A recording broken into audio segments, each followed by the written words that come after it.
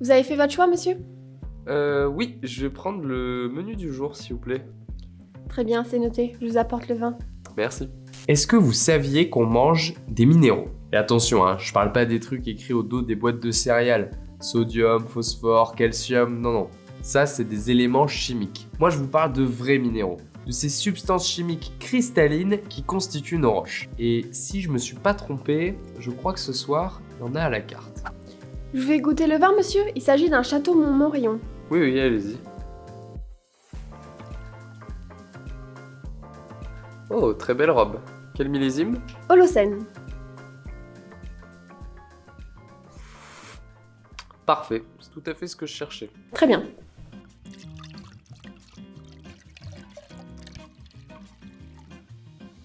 Merci.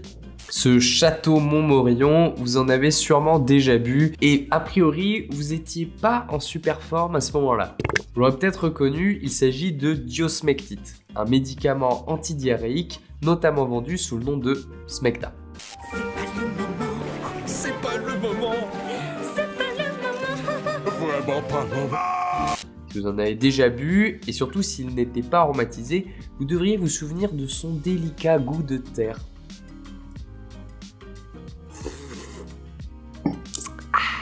Et si ça a le goût de terre, c'est parce que c'est de la terre. La diosmectite, qui est le nom du médicament, est composée à 100% d'une espèce minérale qu'on appelle la montmorillonite. Il s'agit d'un silicate de magnésium qui fait partie de la famille des phyllosilicates. En gros, des argiles au sens minéralogique du terme. Il s'agit de minéraux secondaires, c'est-à-dire issus de l'altération de minéraux primaires qui, eux, sont formés pour la plupart par le refroidissement d'un magma. Suivant la composition de ces minéraux déjà existants et des conditions d'altération, on va pouvoir former différents types de minéraux secondaires comme les phyllosilicates. Alors tout ça c'est bien joli, mais pourquoi est-ce qu'ingérer de l'argile ça peut nous aider quand on a un torrent boueux qui jaillit par l'entrée des artistes? C'était l'instant poésie, par Gauthier. Eh bien les phyllosilicates, dont le nom vient du grec phylon qui veut dire feuille, se présentent sous la forme de feuillets très fins. Pour la montmorillonite, un feuillet fait environ 1 nanomètre d'épaisseur. C'est petit. En revanche, cette finesse couplée à cette forme de feuillet lui permet d'avoir une énorme surface d'échange pour fixer d'autres atomes ou des virus, des bactéries. En effet, pour un même volume total, plus les particules sont petites et donc nombreuses, plus la surface spécifique ou surface d'échange est grande. Dites-vous que dans seulement 10 grammes de montmorillonite, ça fait à peu près 3 sachets de Smecta, la surface d'échange est d'environ un terrain de rugby, soit à peu près 7000 m². Et donc, quand vous allez boire votre délicieux verre de Smecta, tous ces feuillets, ils vont venir tapisser vos muqueuses intestinales et former une barrière. Ça va donc diminuer l'inflammation et réduire la pénétration d'éventuelles toxines qui seront absorbées sur les feuillets d'argile. Alors par contre, attention, vous imaginez pas que vous pouvez aller en forêt, ramasser de la terre argileuse et hop, on fout tout ça dans un verre et ciao la diarrhée. Et non, parce que l'argile, comme elle a des très fortes capacités d'absorption, elle peut aussi absorber des métaux, comme du plomb par exemple. D'ailleurs, depuis 2019 en France, la diosmectite est interdite chez les enfants de moins de 2 ans et déconseillée chez les femmes enceintes et allaitantes. Et voici. Merci beaucoup. C'est une belle assiette. Oh ben on essaye. Bon appétit. Merci.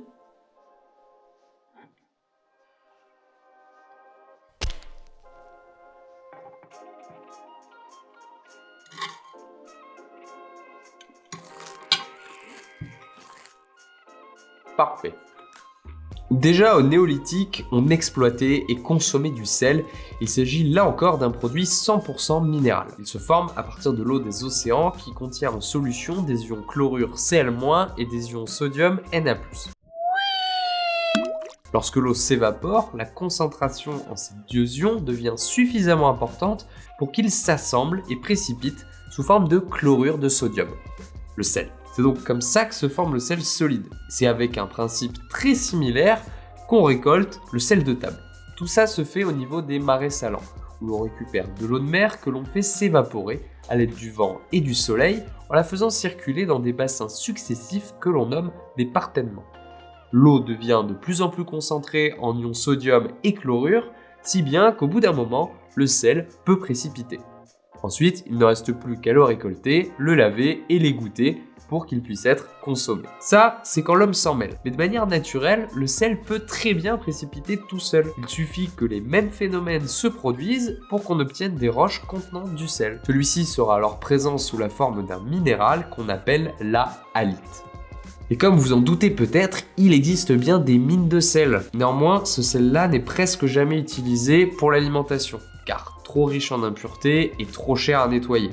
On l'utilise principalement en hiver pour déneiger les routes. Le sel va venir casser les liaisons qui existent entre les molécules d'eau et qui permettent à la glace d'être solide pour que l'eau repasse à l'état liquide.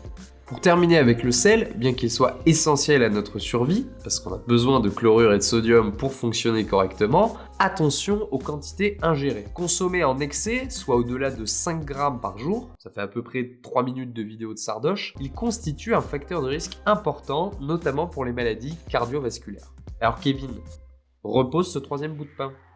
Et voilà le dessert. Ah, Retour en enfance. merci.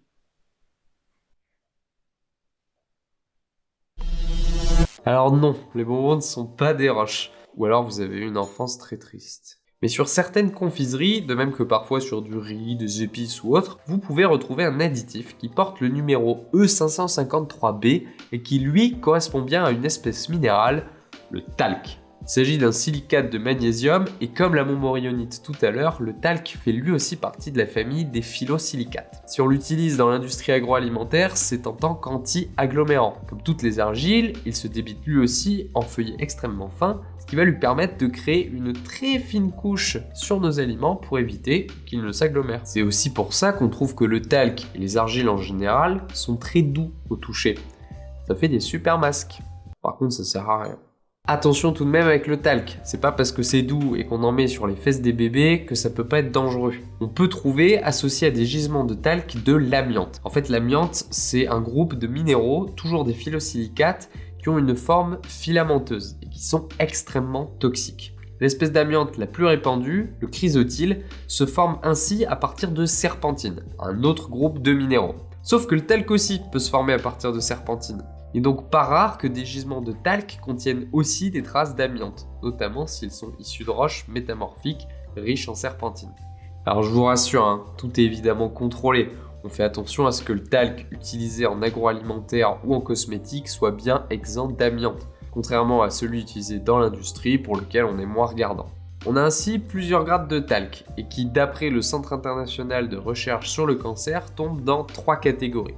Le talc qui contient de l'amiante est classé comme cancérigène, celui qui n'en contient pas est noté inclassable comme cancérigène, mais celui en poudre que l'on utilise sur le corps, donc sur les fesses des bébés, est classé dans le groupe 2B, soit possiblement cancérigène.